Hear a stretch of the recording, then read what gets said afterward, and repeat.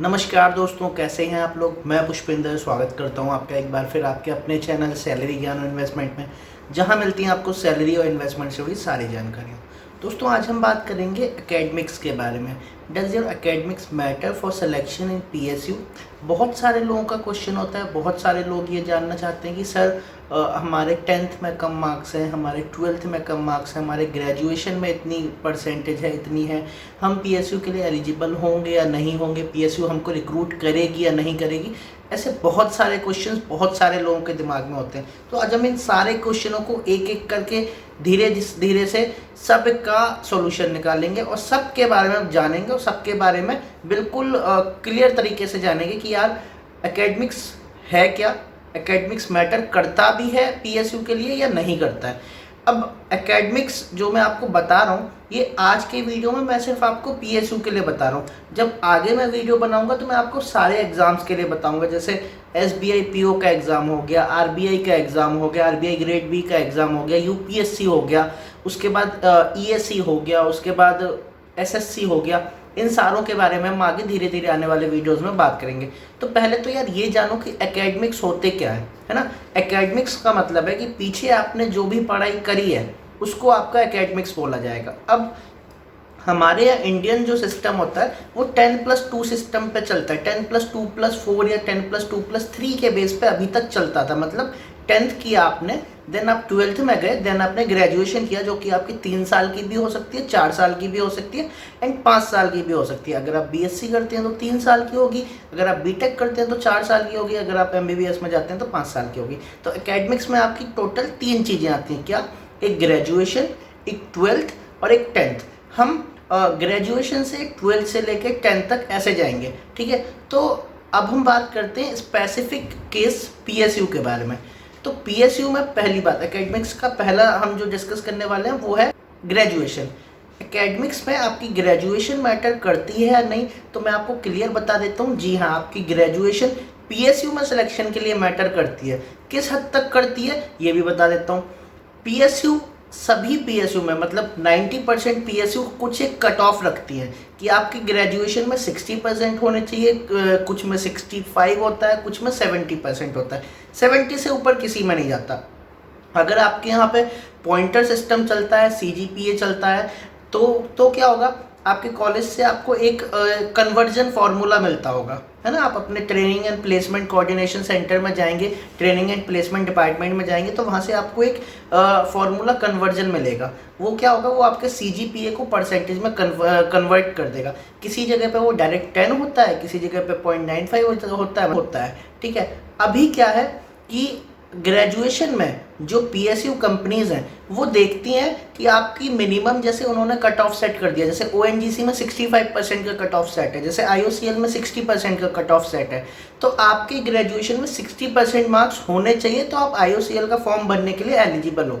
उसके बाद आपकी जो ग्रेजुएशन की वैल्यू है वो ना के बराबर हो जाती है। If you have a good ranking GATE, अगर आपकी गेट में रैंक 200 से कम है, 150 से कम है, तो आपका जो ग्रेजुएशन में परसेंटेज है वो अगर आपका 90% नहीं भी है, सिर्फ 70% भी है, तो भी वो नल एंड वॉइड हो जाता है। मतलब आपकी गेट रैंक के बेस पे आपका ज़्यादातर सिलेक्शन होता है, ठीक है। अब ये सिर्फ मैं उस वाले मैटर में बात नहीं कर रहा हूँ कि जहाँ पर डायरेक्टली गेट के बेसिस पे सिलेक्शन हो रहा है।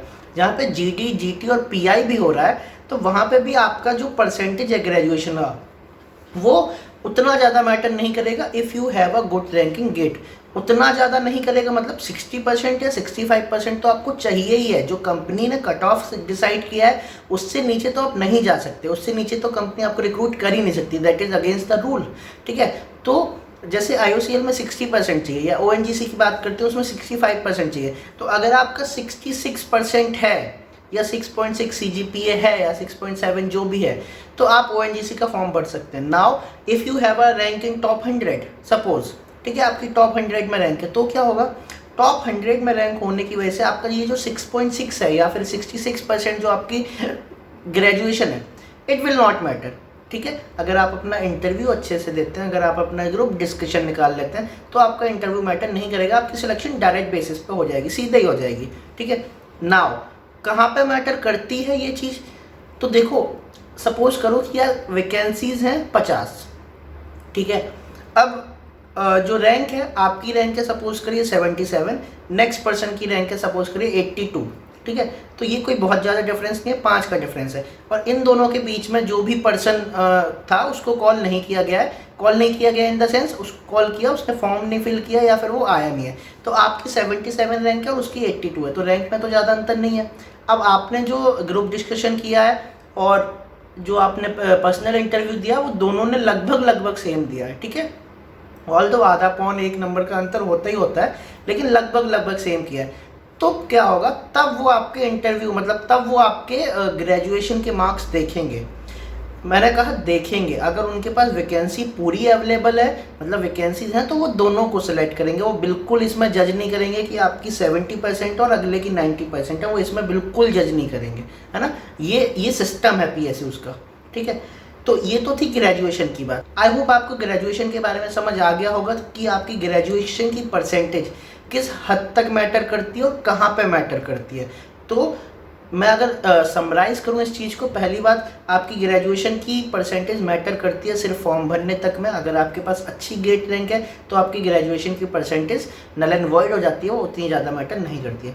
Now we will move to the second phase. Second phase मतलब second part of academics, that is 12th के एग्ज़ाम कितना मैटर करते हैं, या फिर 12th के परसेंटेज कितना मैटर करते हैं। बहुत सारे लोगों के मन में सवाल रहता है कि सर मेरी 12th में परसेंटेज 50% है, मेरी 40% है, तो क्या मैं PSU में जा सकता हूँ, क्या मैं गेट का एग्ज़ाम दे सकता हूँ। तो हाँ यार, 12th के परसेंटेज की गेट में या PSU में कोई ज़रूरत नहीं पड़ती है ना। आपकी गेट 12th में चाहे जितनी परसेंटेज हो, आप PSU में जा सकते हैं if you have a cut off graduation. If you have a cut off in graduation, then you can definitely go into PSU and you can even select. अगर आपके पास गेट रैंक अच्छी है, अगर आपके पास उतनी कट ऑफ है जितनी company को चाहिए, then your 12th marks will not matter at all. Now move to the third part, 10th marks. Obviously जब 12th के मार्क्स मैटर नहीं कर रहे हैं तो 10वीं के मार्क्स तो कहीं मैटर कर ही नहीं सकते। और 10वीं के मार्क्स तो मैं आपको एक बिल्कुल सिंगल लाइन आंसर में जवाब दे सकता हूँ कि 10वीं के मार्क्स सिर्फ 10वीं में मैटर करते हैं, उसके अलावा कहीं मैटर नहीं करते। 10वीं के मार्क्स सिर्फ और सिर्फ मैटर करते हैं आपकी डेट ऑफ बर्थ जानने में। आप कभी भी कहीं भी जाएंगे, अगर आपको डेट ऑफ बर्थ चेंज करानी है, अगर आपको उसको कंफर्म कराना है, then they will ask you for this your 10th marksheet. Otherwise 10th marks do not matter at all, है ना।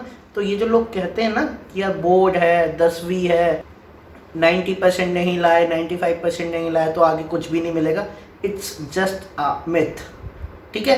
10वीं के मार्क्स जब आप जॉब लेवल पे जाते हैं तो आपके 10वीं के मार्क्स बिल्कुल मैटर नहीं करते किसी भी जॉब में। आई एम सेइंग अबाउट किसी भी जॉब में, ठीक है। तो दोस्तों आई होप आपको ग्रेजुएशन, 12th और 10th का समझ आ गया होगा PSU के बेस पे।